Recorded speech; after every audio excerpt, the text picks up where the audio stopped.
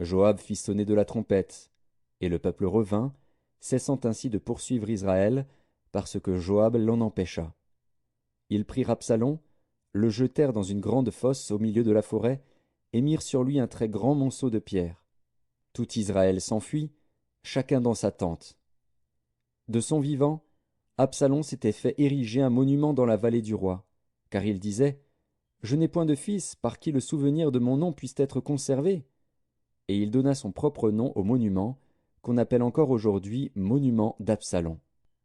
Achimaatz, fils de Tsadok, dit « Laisse-moi courir et porter au roi la bonne nouvelle que l'Éternel lui a rendu justice en le délivrant de la main de ses ennemis. » Joab lui dit « Ce n'est pas toi qui dois porter aujourd'hui les nouvelles.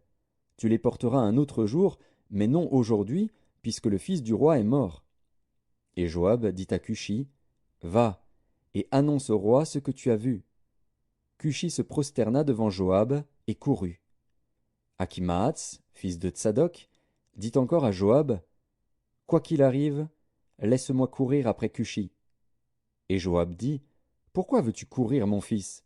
Ce n'est pas un message qui te sera profitable. » « Quoi qu'il arrive, je veux courir, reprit Achimaatz.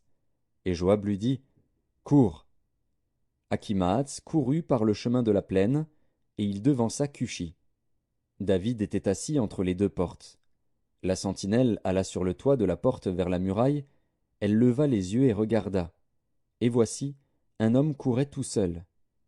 La sentinelle cria et avertit le roi. Le roi dit « S'il est seul, il apporte des nouvelles. » Et cet homme arrivait toujours plus près. La sentinelle vit un autre homme qui courait. Elle cria au portier « Voici un homme qui court tout seul. » Le roi dit « Il apporte aussi des nouvelles. » La sentinelle dit « La manière de courir du premier me paraît celle d'Achimaatz, fils de Tsadok. » Et le roi dit « C'est un homme de bien, et il apporte de bonnes nouvelles. » Achimaatz cria, et il dit au roi « Tout va bien. » Il se prosterna devant le roi, la face contre terre, et dit « Béni soit l'Éternel, ton Dieu, qui a livré les hommes qui levaient la main contre le roi mon seigneur. » Le roi dit « Le jeune Absalom est-il en bonne santé ?»